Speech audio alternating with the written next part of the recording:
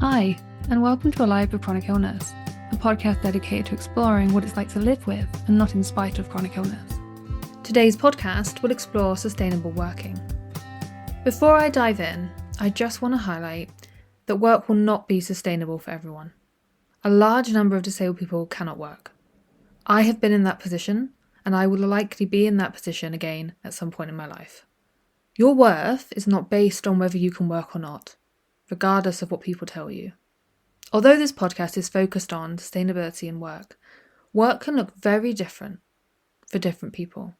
So this podcast may be applicable to other types of work as well.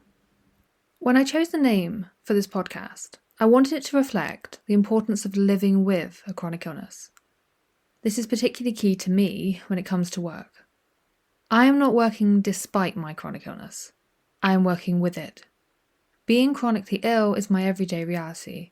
That doesn't stop while I'm working, and I actively strive to create schedules, plans, and goals in line with my chronic illness. This way, I am constantly mindful of my health, which is a key element to ensuring sustainability. I'm going to start off today's podcast with a little story time of my own experience in education and work. I have always been chronically ill. I don't actually remember and cannot imagine what it's like to not be in pain at some point. I'm constantly in pain. It's just a part of my reality. Like, my eyes are blue and I have chronic pain. A large part of my childhood was spent in hospitals, having tests, trying different treatments, endless hydrotherapy. I always loved to swim, but something about those clinical sessions made the water feel less inviting. It was very difficult to navigate my experiences as a chronically ill child, as a disabled child, with the experience of my peers. It was strange, I suppose, to go from class 1 minute talking about the everyday realities of being a kid just experiencing childhood, and what I wanted from life, playing games in the playground, doing maths, to go into hospital, and seeing other patients my age who are also very unwell. So right from the beginning, I had this experience of being different. It's still difficult to imagine what a normal childhood could have been like, or what a typical childhood could have been like. When you see childhood represented on the media, in books, on TV, it doesn't look like mine.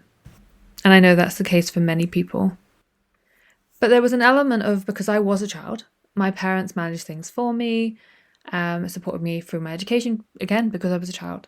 And I think I only really experienced how disabled I was later on.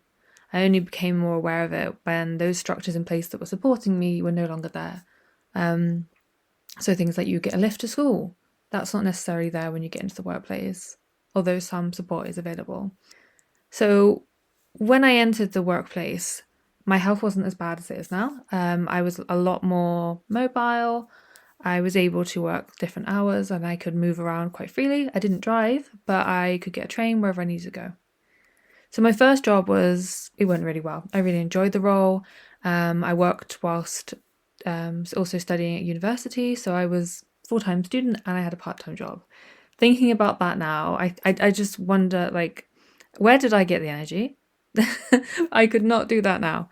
But it is interesting to look back on that experience of how, even though it was a little bit tiring, how accessible work was to me at that point in my life.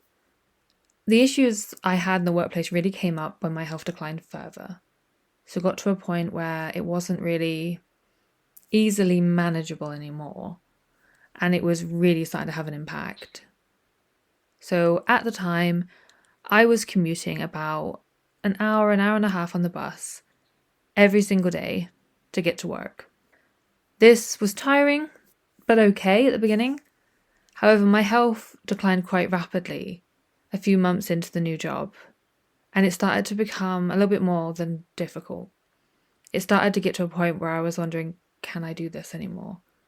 And I was becoming very unwell during the workday, and I was exhausted to a point where my husband actually had to come and collect me early from work multiple times, and I realised that something's wrong here.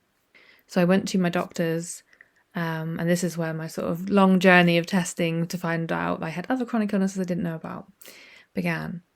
I went to the doctors. I was signed off work for a couple of weeks. It didn't really help. It was obvious that I just was not well enough for the commute. At that time, I think I probably could have still done the work remotely, but that wasn't an option that was given to me by my employer. Looking back on this, hindsight is an amazing thing. And I think that's one of the challenges of the fact that the environment we're in, the system that we're in as disabled people, we have to advocate for ourselves. I was not in a position where I was well enough or knew how to advocate for myself at that time. I know how to do it now, and I have a lot of knowledge now that I didn't have then. My workplace informed me they couldn't make any more adjustments. It's just there was nothing that could be done. And the best thing for me to do would be to resign, which I did. I followed that. I thought, right, well, okay, I don't think I've got any rights here. I don't think there's anything I can do.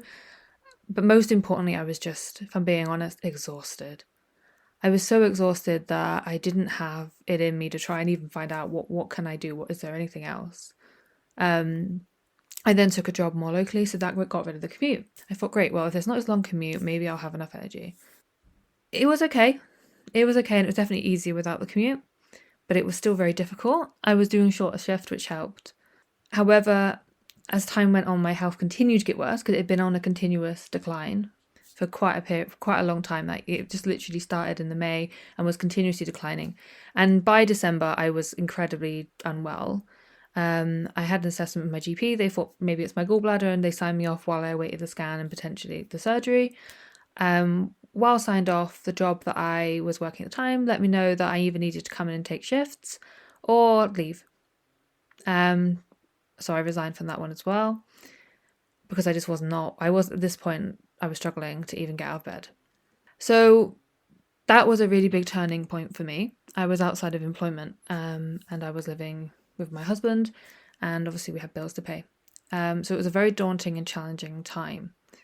So really for a few years after that, I just focused on my health. I did a bit of part-time work as a youth worker that was sustainable for me, and I really enjoyed.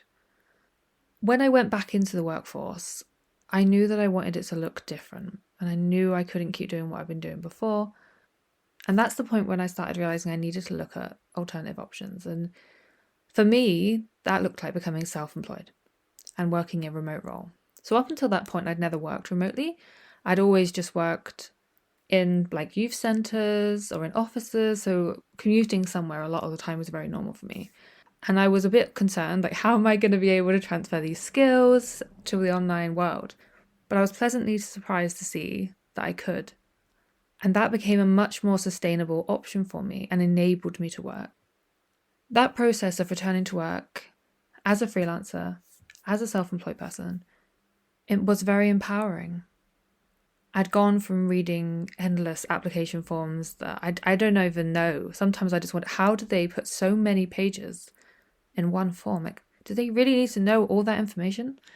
As great as those forms are, they're not accessible for everyone. And I don't thrive in the form environment. I'm a very much person-to-person person. I want to speak to people.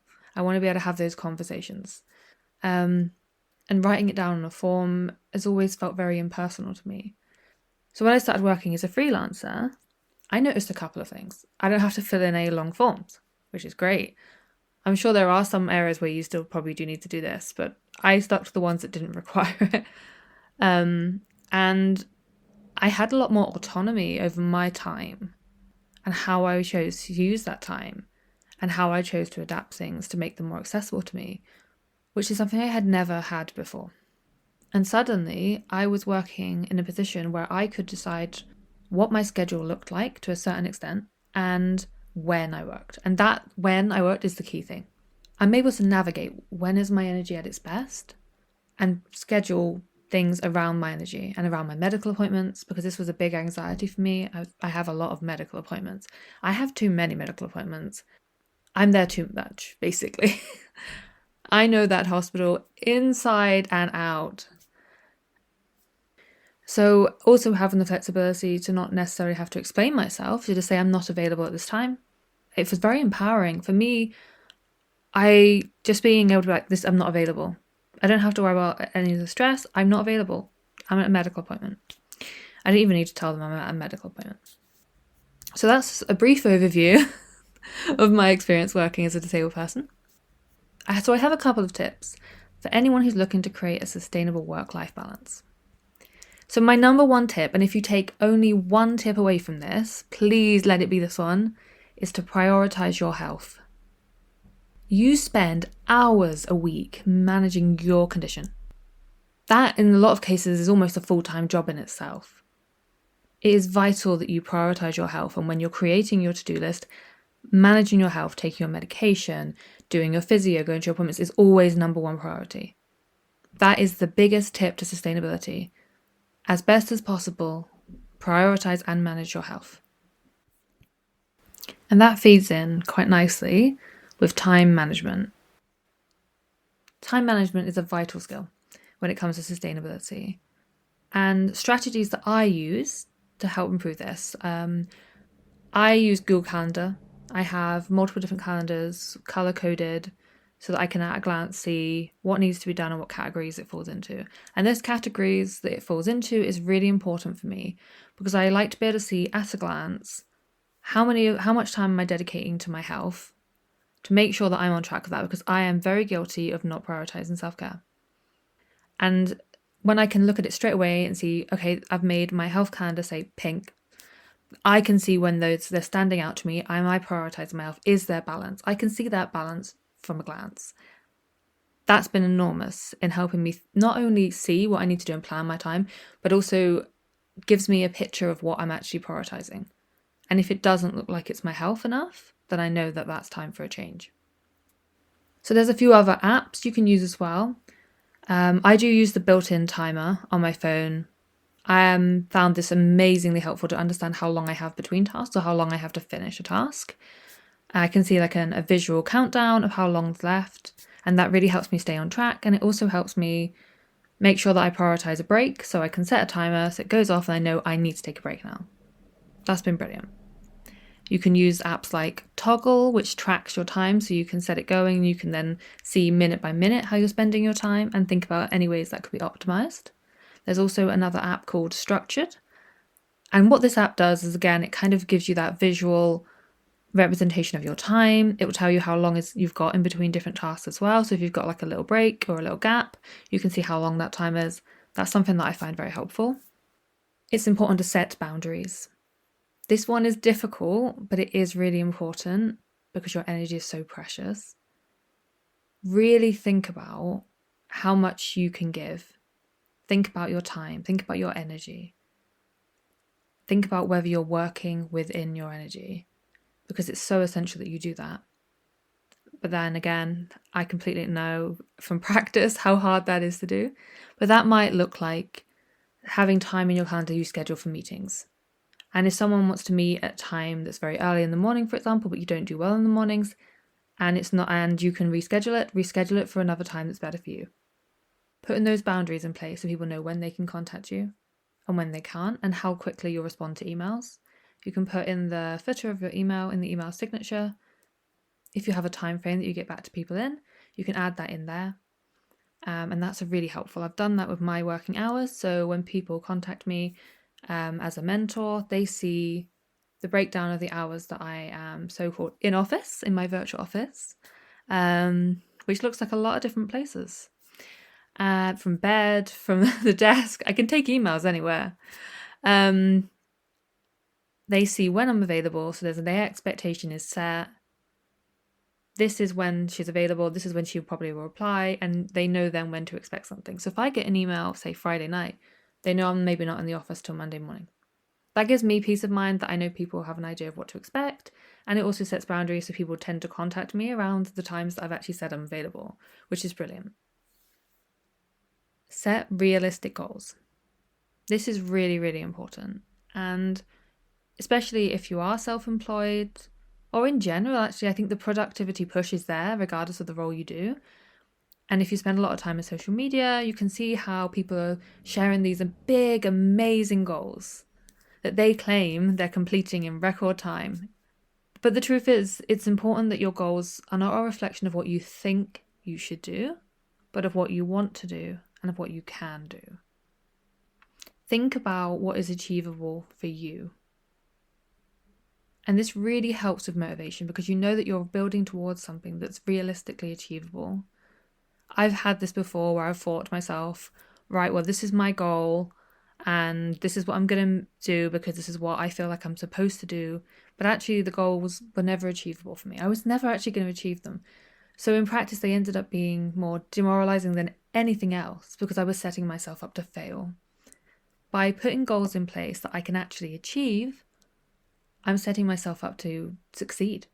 I'm setting myself up to accomplishments. And I'm setting myself up in a way that motivates me because I know that every step I take, no matter how small, is leading me to that goal. And finally, outsource. If you can outsource something and you have the resources to do so that make things a little bit easier for you, I absolutely recommend that you do this. Examples of this are you can outsource your admin, you can outsource your accounting, social media. I mean, you can outsource quite a lot of things now. And that is kind of one of the amazing beauties of more remote working. You can work with a range of different people and you can get people who are specialists in certain fields, have them come in and cover certain things for you. Like if you just struggle with social media content, you can choose someone whose style you like, whose experience you like, to create that for you. And if you're struggling with certain tasks because of accessibility, Access to Work may be able to fund support to make these tasks more manageable and more accessible for you. And some of the outsourcing can look like that. And again, with a lot of these tips, you can get coaches and mentors through Access to Work, software for Access to Work, support workers for Access to Work, who will support you with those tasks that are inaccessible to you. This is something I do as a support worker, and as a mentor, I work through Disabled Students Allowance, so I support disabled students to achieve their goals and to manage their time. So there are different options to get more support in if that's something you think would be beneficial for you. So in conclusion, my big takeaway message from today's podcast is prioritize your health, always. You always should come first because you are living with a health condition. That's something that takes time and energy and is draining to manage. I get that. I look at my pill box at the end of the week and think, oh, I do not want to refill that. Even though these tasks don't take a lot of time, it's more than the time. It's the emotional impact. It's what this represents. These are the tablets that I have to take every single day just to stay alive. And it's emotionally draining. It's hard to go to appointments. It's hard to have to advocate for yourself if you're not getting the support you need.